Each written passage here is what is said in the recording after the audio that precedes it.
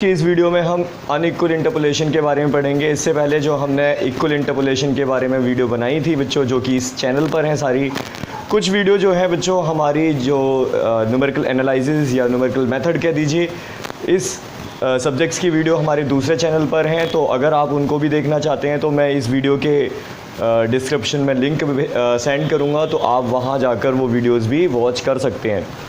तो देखेंगे बच्चों, सबसे पहले जो अनइक्वल इंटरपोलेशन है उसकी पहचान कैसे होगी। और याद रखें, जब अनइक्वल इंटरपोलेशन है तभी आप अनइक्वल इंटरपोलेशन के लिए फॉर्मूले अप्लाई कर सकते हैं। होने पर आप कैसे पता करेंगे कि ये एक अनइक्वल इंटरपोलेशन का क्वेश्चन है। तो देखें, जैसे कि यहाँ पे x की वैल्यू को देखें, पहले 5, 6, 9 और 10।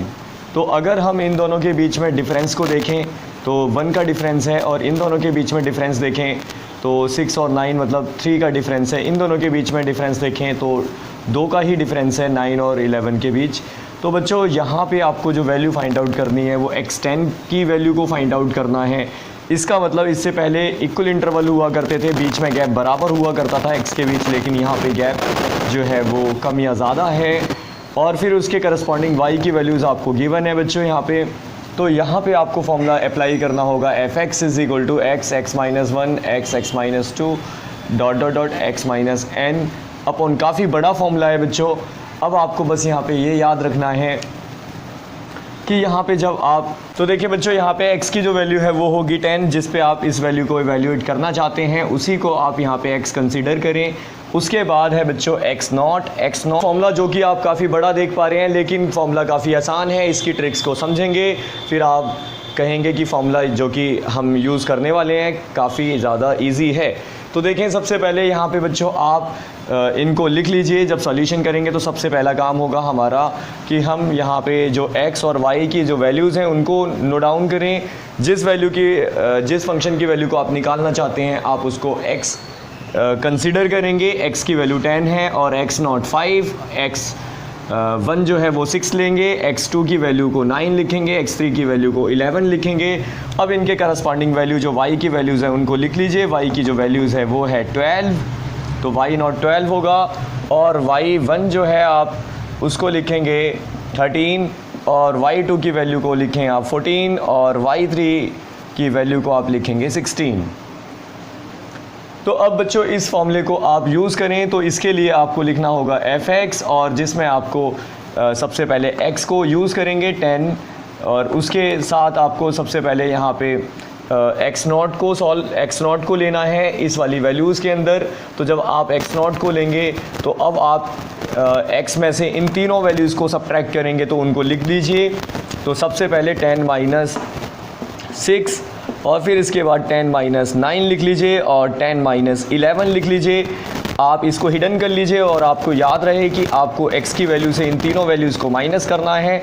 वो तीनों वैल्यूज़ को आपने माइनस किया। अब इसके बाद आप x0 मतलब जो आप यहाँ पे 5 ले रहे हैं, अब ये जो 5 है इससे आप जो आपकी ये तीनों वैल्यूज़ हैं इनको माइनस कर लीजिए। तो काफ़ी आसान फॉर्मूला है। इसका मतलब आप जिसे हिडन करेंगे उसे x में से माइनस करना है, और उसके बाद फिर उसे उस वैल्यू से जिसको हिडन किया है उससे बाकी बची हुई वैल्यूज़ को माइनस करना है। तो जैसे कि 5 आपने हिडन किया था तो 5 माइनस 6 कर लीजिए। फिर इसके बाद है आपका 5 माइनस, यहाँ पे पहले आपने 6 को माइनस किया, फिर 9 को माइनस कर लीजिए, और 5 माइनस 11 को माइनस कर लीजिए। और इसके बाद आप यहाँ पे y0 की वैल्यू लिखेंगे जो कि है 12। अब बच्चों आप 6 को हिडन करेंगे, तो आपको पता है बच्चों x की वैल्यू में से इन तीनों को माइनस करेंगे आप, तो वो कर लीजिए। तो इसका मतलब है 10 माइनस 5, और इसके बाद 10 माइनस 9 और 10 माइनस 11। तो काफ़ी आसान फॉर्मूला होगा। जिसको हिडन किया है उसमें से फिर इन तीनों वैल्यूज़ को माइनस कर लीजिए, 6 माइनस 5, और फिर इसके बाद क्योंकि आपने इसको हिडन किया है तो इसकी वैल्यू से माइनस करना है आपको, 6 माइनस 5 और 6 माइनस 9 और 6 माइनस 11 होगा। इसके बाद आपको यहाँ पे y1 की वैल्यू को लिखना है। y1 की वैल्यू 13 होगी, 13 को नोट डाउन कर लीजिए। इसके बाद बच्चों यही फॉर्मूला जो है आगे कैरी कीजिए, और इस बार आपको 9 को कंसीडर करना है, और जब 9 को लेंगे तो इन तीनों वैल्यूज़ को माइनस करना होगा। तो यहाँ पे बच्चों x से माइनस कर दीजिए। इसका मतलब 10 माइनस 5 और इसके बाद 10 माइनस 6 होगा और फिर इसके बाद 10 माइनस 11 होगा। अब इसका मतलब आपने हिडन वैल्यू 9 थी, 9 से आप माइनस कर लीजिए इन सभी वैल्यूज़ को, 9 माइनस 5, 9 माइनस 6 और 9 माइनस 11, और इसके बाद यहाँ पे इसके करस्पॉन्डिंग जो वैल्यू है y की वो है आपकी कितना 14, तो 14 की मल्टीप्लाई कर लीजिए।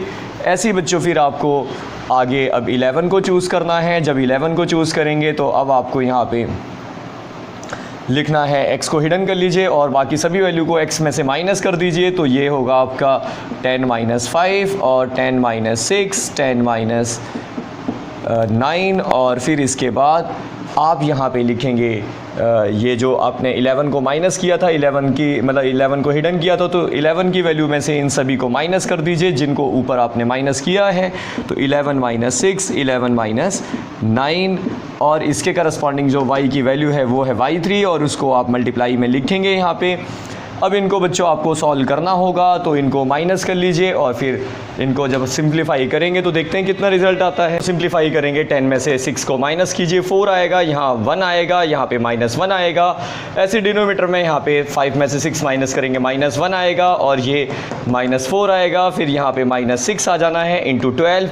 ऐसे ही आपने बची हुई टर्म्स को भी माइनस किया है, तो ये रिज़ल्ट है आपके पास। आप इसे सॉल्व कीजिए और देखिए क्या आपका यही रिज़ल्ट आएगा। इसके बाद अब आप इसे जब सिंप्लीफाई करेंगे तो 2 माइनस 4.33, और ये जो थर्ड टर्म है वो आपको 11.67 देगी, और फोर्थ टर्म जो है आपको 5.33 रिजल्ट देगी। अब आप इसे सिंप्लीफाई कर लीजिए तो ये 16.47 जो आपके पास में सॉल्यूशन होगा, यही आपका आंसर होगा।